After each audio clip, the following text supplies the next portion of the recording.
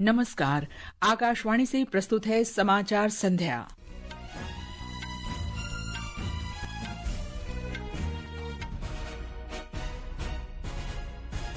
पहलगाम आतंकी हमले पर सरकार की ओर से आज नई दिल्ली में बुलाई गई सर्वदलीय बैठक संपन्न।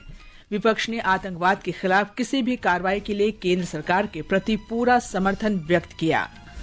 प्रधानमंत्री नरेंद्र मोदी ने कहा, आतंकवाद से देश का मनोबल कभी नहीं टूटेगा। विदेश मंत्रालय ने पहलगाम आतंकी हमले के बारे में जर्मनी, जापान, ब्रिटेन और रूस सहित कई देशों के राजदूतों को जानकारी दी। सीमा सुरक्षा बल ने बीटिंग रिट्रीट समारोह में बदलाव की घोषणा की। और आईपीएल क्रिकेट में रॉयल चैलेंजर्स बेंगलुरु और राजस्थान रॉयल्स के बीच मुकाबला जारी। समाचार संध्या के साथ मैं कनकलता। पहलगाम आतंकी हमले पर सरकार की ओर से आज नई दिल्ली के संसद भवन में आयोजित सर्वदलीय बैठक संपन्न हो गई है। रक्षा मंत्री राजनाथ सिंह ने बैठक की अध्यक्षता की। गृह मंत्री अमित शाह, विदेश मंत्री डॉक्टर एस जयशंकर, वित्त मंत्री निर्मला सीतारामन, भाजपा अध्यक्ष जेपी नड्डा, कांग्रेस के वरिष्ठ नेता राहुल गांधी और मल्लिकार्जुन खड़गे, डीएमके पार्टी के तिरुचि शिवा, राष्ट्रवादी कांग्रेस पार्टी के प्रफुल्ल पटेल, एनसीपी शरद पवार गुट की सुप्रिया सुले, समाजवादी पार्टी के राम गोपाल यादव, आम आदमी पार्टी के संजय सिंह, राष्ट्रीय जनता दल के प्रेम चंद गुप्ता, वाईएसआरसीपी के पीवी मिथुन रेड्डी और तृणमूल कांग्रेस के सुदीप बंदोपाध्याय समेत कई नेताओं ने बैठक में भाग लिया। बैठक के दौरान हमले में मारे गए निर्दोष लोगों को श्रद्धांजलि स्वरूप 2 मिनट का मौन रखा गया। संसदीय कार्य मंत्री किरेन रिजिजू ने बताया कि सभी दलों ने हमले की कड़ी निंदा करते हुए सरकार को पूर्ण समर्थन का विश्वास दिलाया है। सारे पॉलिटिकल पार्टी सरकार के साथ खड़ा है और सब पार्टी के नेताओं ने एक ही आवाज में कहा है कि सरकार जो भी कदम उठाएगा साथ देंगे।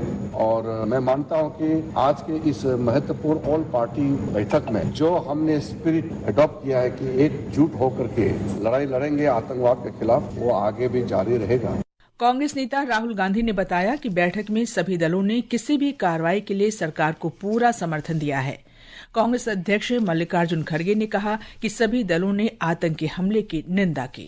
हमने सब लोगों ने मिलकर जो पहलगाम में इंसिडेंट हुआ है उसको सभी लोगों ने कंडेम किया। और दूसरी चीज हमने ये कहा कि कश्मीर में शांति रखने के लिए वो अच्छा प्रयास करें और उन्होंने ये कहा कि सभी एक्शन ले रहे।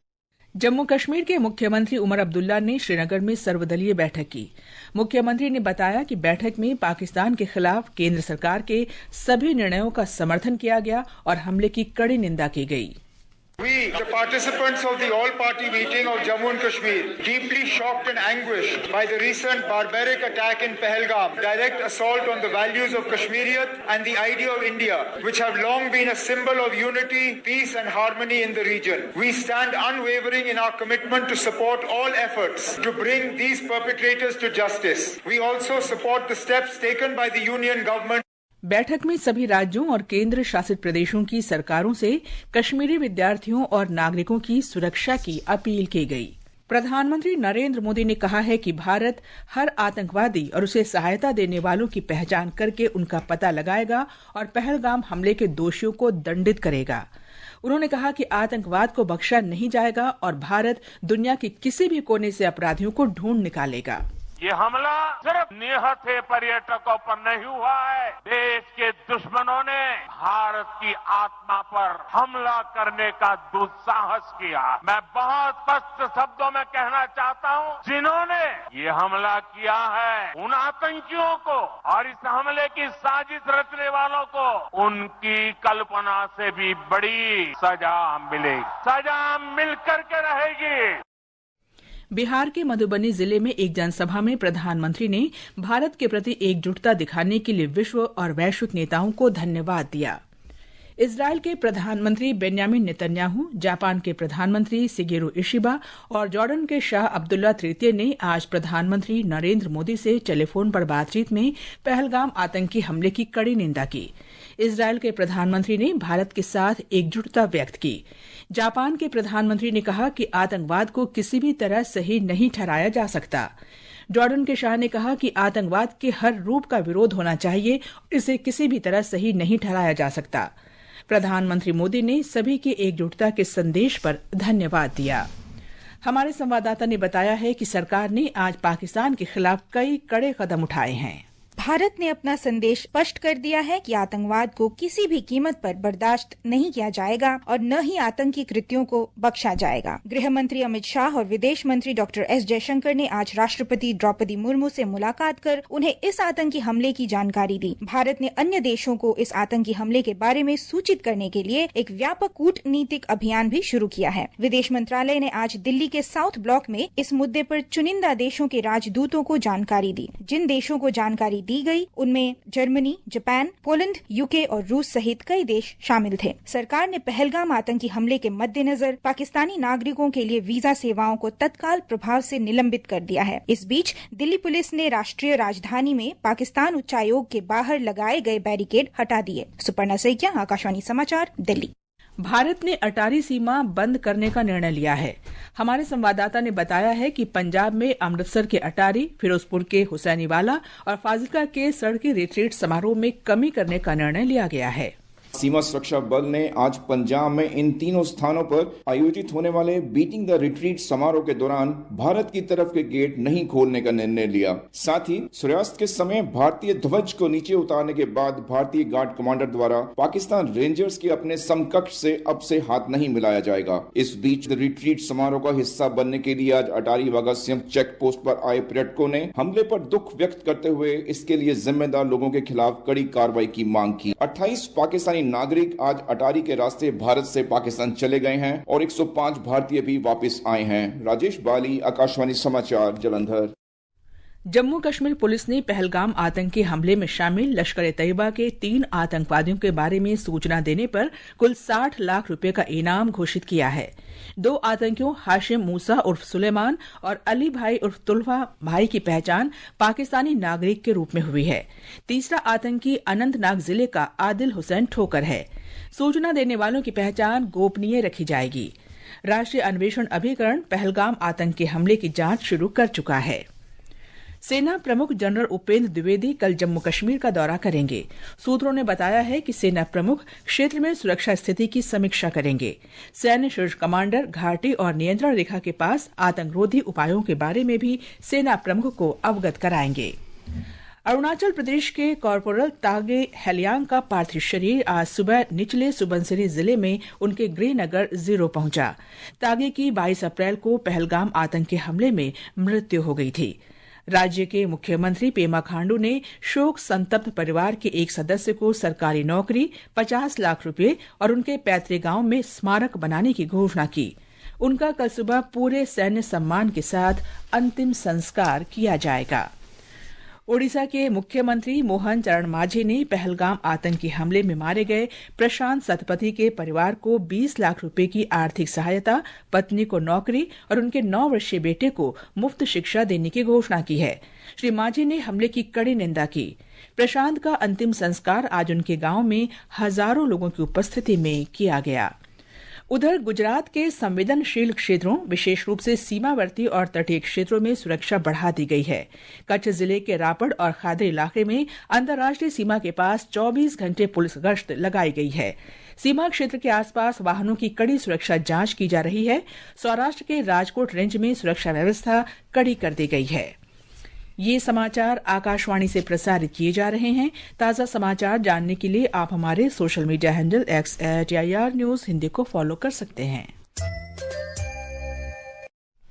ये आकाशवाणी है। प्रधानमंत्री नरेंद्र मोदी ने भारत इस्पात अंतर्राष्ट्रीय प्रदर्शनी और सम्मेलन को वर्चुअली संबोधित करते हुए कहा है कि भारत का इस्पात उद्योग अपने भविष्य के लिए नए आत्मविश्वास से भरा हुआ है। श्री मोदी ने कहा कि राष्ट्रीय इस्पात नीति के अंतर्गत निर्धारित महत्वाकांक्षी लक्ष्यों का उद्देश्य वर्ष 2030 तक देश का इस्पात उत्पादन 30 करोड़ टन तक पहुंचाना है। आज भारत दुनिया का दूसरा सबसे बड़ा स्टील उत्पादक बन चुका है। हमने नेशनल स्टील पॉलिसी के तहत 2030 तक 300 मिलियन टन स्टील उत्पादन का लक्ष्य तय किया है। आज हमारी प्रति व्यक्ति स्टील की खपत लगभग 98 किलोग्राम है और ये भी बढ़कर 2030 तक 160 किलोग्राम हो जाने की संभावना है। स्वास्थ्य मंत्री जेपी नड्डा ने आज विश्व टीकाकरण सप्ताह के पहले दिन नई दिल्ली में वर्ष 2025-26 के लिए खसरा रुबेला उन्मूलन के लिए अभियान की शुरुआत की। इस अभियान से वर्ष 2026 तक इनका देश में पूरी तरह उन्मूलन करने का लक्ष्य रखा गया है। श्री नड्डा ने कहा कि देश के करोड़ों बच्चों के जीवन स्तर को बेहतर बनाने का मिशन है। विज्ञान और प्रौद्योगिकी राज्य मंत्री जितेंद्र सिंह ने आज बेंगलुरु में स्टेम सेल विज्ञान तथा पुनर्जनन चिकित्सा संस्थान की गतिविधियों की समीक्षा की। डॉक्टर सिंह ने कहा कि अत्याधुनिक सुविधाओं वाले ऐसे उन्नत संस्थान जैव प्रौद्योगिकी में क्रांति लाएंगे, बीमारियों का उपचार खोजेंगे और अर्थव्यवस्था के विकास में सहायता करेंगे। उन्होंने स्टेम सेल विज्ञान संस्थान से पारस्परिक लाभ के लिए चिकित्सा पेशेवरों को आमंत्रित करने को कहा। भारत ने वर्ष 2024-25 में अंतर्देशीय जलमार्गों से 14.5 करोड़ मीट्रिक टन से अधिक माल ढुलाई का रिकॉर्ड बनाया है। वर्ष 2014-15 में राष्ट्रीय जलमार्गों से माल ढुलाई लगभग 1 करोड़ 80 लाख मीट्रिक टन था। पत्तन, पोत, परिवहन और जलमार्ग मंत्रालय ने कहा कि राष्ट्रीय जलमार्गों की संख्या वर्ष 2014-15 में 5 से बढ़कर वर्ष 23-24 में 111 हो गई है। नौसेना के नवीनतम स्वदेश में निर्मित गाइडेड मिसाइल विध्वंसक आईएनएस सूरत ने लक्ष्य पर सफलतापूर्वक सटीक निशाना लगाया। नौसेना ने कहा कि ये उपलब्धि देश की रक्षा क्षमता मजबूत करने में एक और मील का पत्थर है। सर्वोच्च न्यायालय 2002 के गोधरा अग्निकांड मामले पर गुजरात सरकार और कई दोषियों की याचिकाओं पर अंतिम सुनवाई 6 और 7 मई को करेगा। न्यायमूर्ति जेके माहेश्वरी और राजेश बिंदल की पीठ ने दोषियों और राज्य के वकीलों को 3 मई तक आरोपों पर संक्षिप्त विवरण प्रस्तुत करने को कहा है। देश में शनिवार को पोप फ्रांसिस के अंतिम संस्कार के दिन राजकीय शोक रहेगा। गृह मंत्रालय ने बताया कि राष्ट्रीय ध्वज आधा झुका रहेगा और कोई सरकारी समारोह नहीं होगा। इससे पहले सरकार ने पोप फ्रांसिस के निधन पर 3 दिन के राजकीय शोक की घोषणा की थी। भारत ने अफगानिस्तान को 4.8 टन टीके दान किए हैं। विदेश मंत्रालय ने कहा है कि इन टीकों में रेबीज, टेटनस, हेपेटाइटिस बी और इन्फ्लुएंजा के टीके शामिल हैं। ये समाचार हमारी वेबसाइट www.newsonair.gov.in और हमारे न्यूज ऑन एआईआर ऐप पर भी उपलब्ध हैं। समाचार संध्या में आपका फिर स्वागत है। सिक्किम ने राज्य पुलिस भर्ती में अग्निवीरों के लिए 20% आरक्षण की घोषणा की है। मुख्यमंत्री प्रेम सिंह तमांग ने कहा कि पूर्व सैन्य कर्मियों को आयु सीमा में 10 वर्ष की छूट मिलेगी। श्री तमांग ने कहा कि सरकार व्यवसाय करने को इच्छुक सेवानिवृत्त सैन्य कर्मियों को दुकानें भी आवंटित करेगी। और अब आर्थिक जगत की खबरों के साथ हैं मनोज पाठक।